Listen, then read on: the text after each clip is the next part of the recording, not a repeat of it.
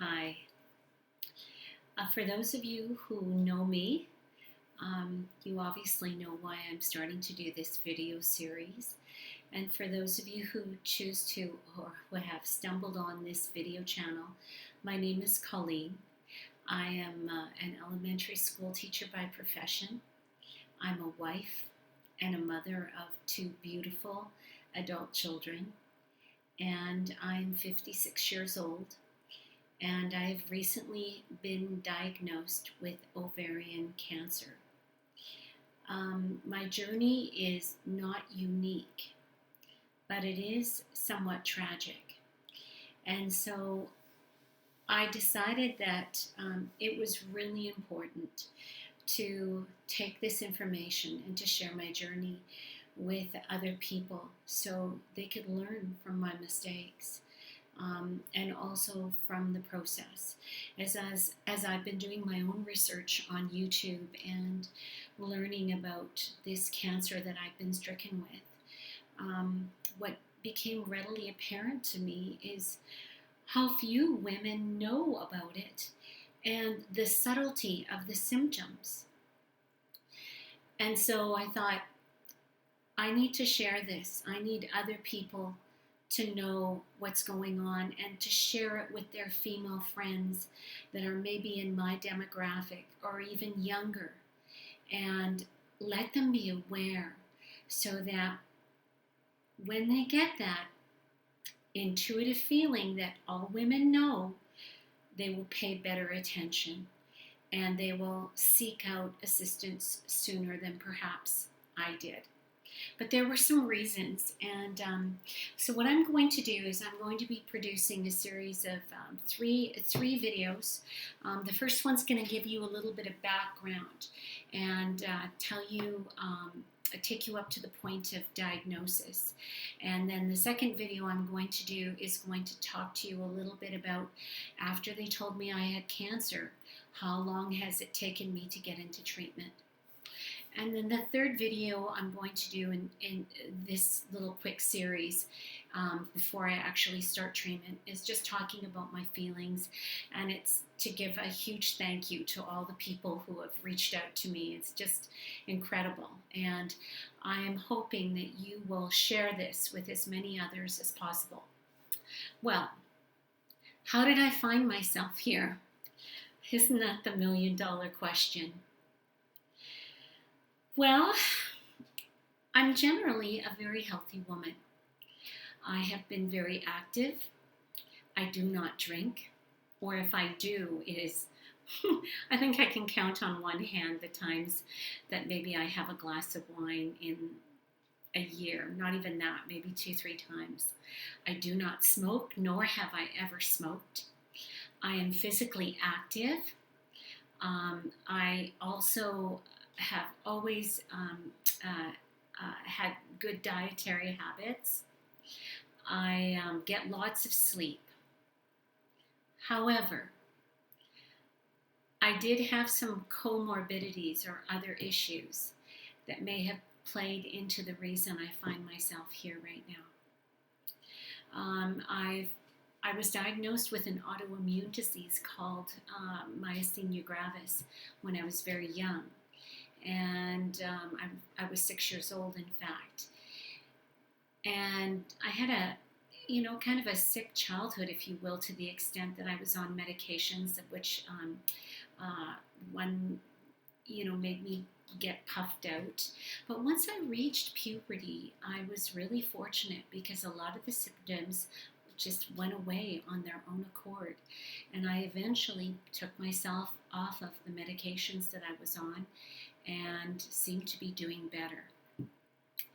I was obviously physically strong because when I was 18 years old, after first year of university, I joined the military and I went through officer training, and it was very rigorous, and I loved it and excelled in it. So I obviously was feeling healthy, and that's been the way that most of my young adult and middle adulthood went.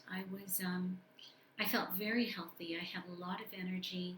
I was very active. I did some middle distance running. I actually, when I was I think I was 48. I ran a marathon in Calgary, and although I didn't break any records, I completed it and felt great. And it was, it was a wonderful experience.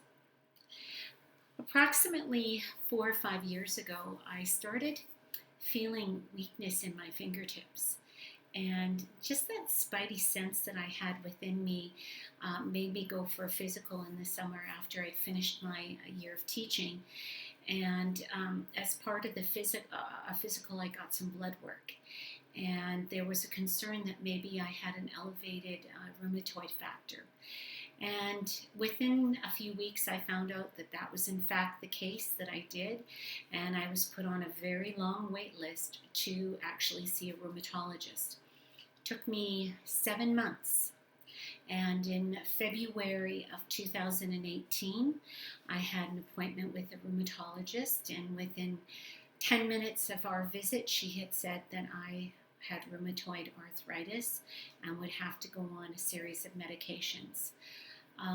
That was a big shock for me, and I've followed the protocols and have been very lucky because the rheumatoid arthritis did not inhibit me from working. I did not feel excessive fatigue. I didn't have any side effects of the medication. I was really lucky. The odd time I would end up with diarrhea, but when I took myself off the medication for a week, it would go away. Around the same time, I also found out I had another condition, and they all add up, ladies.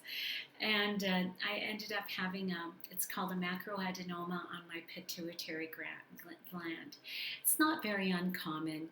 Most women go through their lives with it, and it doesn't cause them too many issues. Occasionally, it can cause you some issues in that it can press up against your optic nerve. And so I always went for a field vision test on an annual basis to make sure that my sight was okay. And I felt like my eyesight was really good in terms of the peripheral. So let's take us up to good old 2020. Everything's going well. I had a great year in school and was enjoying my students in the classroom. I teach grade 3 for those of you who don't know. And then COVID hit. And that January, just before COVID, I started having some pain on my right-hand side, just underneath my chest. And I thought it might have been some problems with my liver, because and I obviously had the wrong spot for the liver, but I was thinking maybe I'm starting to have some complications from the medications that I'm taking from the from the RA meds. So I made an appointment just before the end of February to go in and see my rheumatologist, and he said, Colleen, I don't think it's your liver. I think it's your gallbladder. And so I said, okay, made an appointment with my general physician, got in for an ultrasound, and sure enough, I had a small gallstone that was in my gallbladder. My general physician, who wasn't the one that sat with me, it was, I guess, a resident or someone else, made an appointment for me to go see a general surgeon and see about getting the gallbladder removed. And then COVID hit, and everything shut down, and the surgeon didn't get a hold of me, and the annual general physical that I was supposed to go to in the spring of 2020 didn't happen. Thankfully, my symptoms went away in the spring with the gallbladder. We were on emergency learning online on Zoom, and I just went on with my merry little life. The end of the school year went fine. My symptoms went away, and I had a great summer, 2020. I did have a colonoscopy appointment, and I missed it. and that probably caused me some problems and I never rebooked for my physical in the summer. At the beginning of August of 2020, there was an opportunity that the school board that I work for put out that said, do you have a medical issue that would preclude you from going into the classroom and masking up? And I thought, gee, I don't know how I'm going to do masking up all day with this RA. So I took hold of the opportunity and I went online this fall and started teaching grade 3 on Zoom. I started feeling a little bit odd in the fall. I was working such incredibly long hours because it was an extremely high learning curve to get myself going on Zoom and to become sophisticated in some of the technical skills that I needed to elevate my game in. I loved it. It was absolutely some of the most engaging work I have ever done, and I loved my students. But I didn't pay attention to my body. And in the fall, I started getting diarrhea, to be honest with you. It wasn't bad. And the surgeon who didn't get a hold of me in the spring for my gallbladder got a hold of me in I think it was later September. And I went in to see him, and we both made a decision that the gallbladder should be removed. And so I was excited about that. I could have had it removed in the fall, but I deferred it to early December because I didn't want to be away from my students. And maybe that is something you should pay attention to. When you have a chance to have an earlier surgery and something's going wrong, don't wait. I waited. And I started having some more diarrhea and just a little bit of bowel changes, but that was it. It was nothing major, nothing that was impacting my daily life. I had to go to the bathroom a little bit more often, but it didn't impact me. I was at home. So in mid-November, I went in to see my rheumatologist. Wanted to get just checked out, make sure the meds were okay. At the end of our meeting, I said, listen, I've been having a little bit of diarrhea. Other than that, I feel terrific. He said, why don't you go off one of these medications and we'll start moving you towards a biologic, which is another form of RA medication. I said, great. Went on my merry way and was excited to get that gallbladder out on December 4th. Well, I went in for the surgery on December 4th, had arranged to take some time off of work, and then the kids were going towards their winter or Christmas break, and went in for the surgery. It was just a day surgery, laparoscopic. I thought it would go really smooth, and then, some of the little things that I thought were tweaking, that were just minor problems in my body would go away. I'd be good to go. Was looking forward to it. Well, that wasn't the case. And I'll never forget when I was coming out of anesthesia.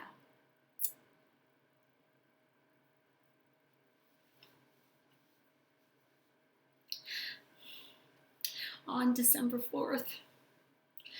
And